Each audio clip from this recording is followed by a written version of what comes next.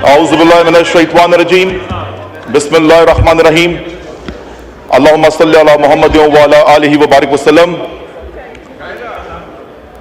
Speaker साहब, मैं आपका बहुत शुक्रगुजार हूं कि आखिर मुझे मौका मिल गया। बजट, एनुअल बजट सन 2024-2025, यह हमारे मुल्क पाकिस्तान, जिसका मतलब, पाकिस्तान का मतलब क्या? पाकिस्तान का मतलब ला इलाहा इल्लल्लाह है। हम पाकिस्तान का बजट बना रहे हैं, लेकिन अफसोस की बात यह है कि जो बजट बनाने वाले लोग हैं वो हकदार ही नहीं है इस चीज के। उनके पास मैंडेट ही नहीं है कि वो इस बजट को बना सके।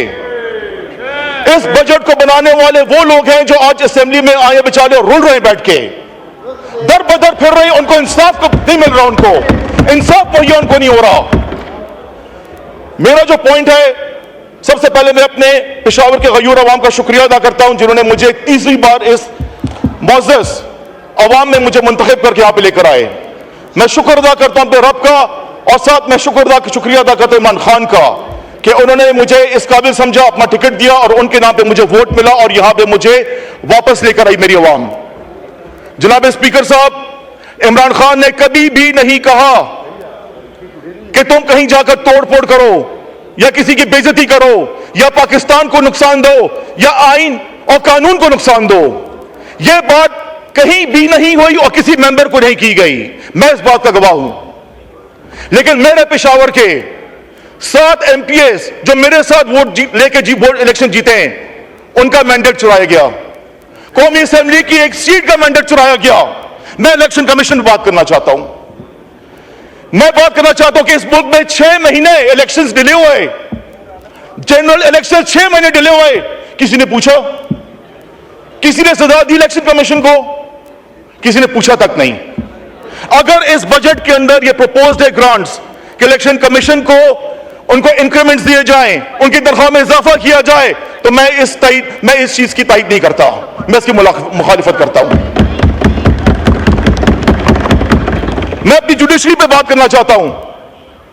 मैं सुप्रीम कोर्ट के हमारे जो मुअज़्ज़ज़ जजान साहिबान हैं, मैं उन पे बात करना चाहता हूं। अगर हमारे इस बजट के अंदर उनके लिए कोई ग्रांट्स मुख्तस हैं कि उनकी सैलरीज में प्रमोशंस की जाएं, उनकी पर्क्स एंड प्रिविलेजेस में अगर इजाफा किया जाए, तो मैं इसकी मुखालिफत करता हूं।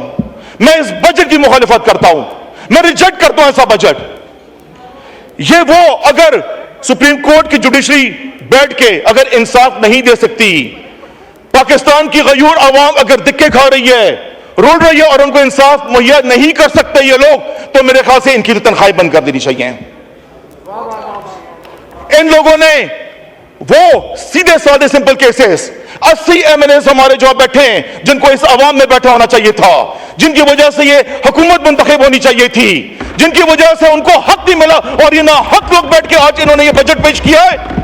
ये जुल्म और ज्यादती है। अगर इस चीज का इंसाफ जुडिशरी नहीं कर सकती, तो मेरे ख्याल से इन लोगों को घर चला जाना चाहिए। उनको इंसाफ नहीं मिल रहा। सिंपल केसेस हैं, उनके पास फॉर्म 44 मौजूद है। उनके पास जो वोट MNA ने लिया, वही 19-20 के फर्क के साथ वो वोट MPs ने लिया है। लेकिन रातों रात उन बेचारों का मैंडेट खत्म करके, उनको हरा के ऐसे लोगों के सामने लिया जो इस यहां पे मौजूद हैं। अगर इस बजट में, क्योंकि ये जरूरत तो हमें खत्म हो गई है, ईमान का तकाजा खत्म हो चुका है।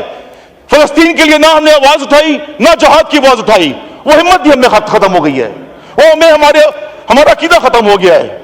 लेकिन कम से कम इतना तो आप कर सकते हैं कि इसके अंदर एक मुख्तस करें जरूरी ग्रांट जो हम फलस्तीनियों को बेच सकें वहां पे इमदाद, बतौर इमदाद।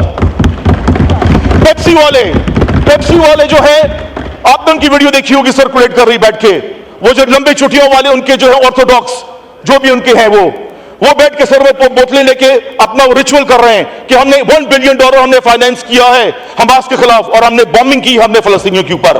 तो कम से कम पेप्सी को तो आप डिस्कार्ड करें यहां पाकिस्तान से। आपके जितने इंपोर्टेड प्रोडक्ट्स हैं, जो जिसके पीछे जो आपके इजरायली मैन्युफैक्चरर्स हैं, आप उस पर बैन लगाएं कम से कम। उससे आपका फायदा कम से कम ये होगा कि पाकिस्तान में हमारी अपनी मैन्युफैक्चरिंग जो है वो सुपीरियर क्वालिटी की आपकी जनरेट होगी इंशाअल्लाह ताला, आपकी इकोनॉमी बूस्ट होगी। तो मेहरबानी करके जनाब स्पीकर साहब, इन चीजों पर ज्यादा तवज्जो दें। मुझे पता आपका यह वक्त बहुत कीमती है, लेकिन एक बात जो जरूरी आखिर में, मैं वो MNA हूं जिसने अपने लीडर इमरान खान के साथ हद से ज्यादा बहस की, हर चीज पर तनकीद की। ये सारे मेरे मेंबरान गवाह हैं।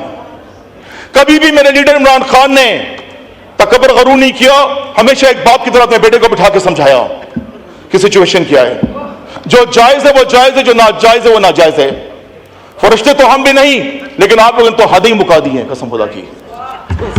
मेरे भाइयों, 1 मिनट दीजिए मुझे।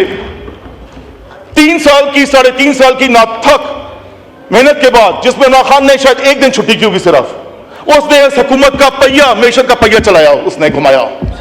उसके बाद उसको जब डिसीड कर दिया गया, ये डिसीड किसने किया? जिस एजेंसी ने किया, जो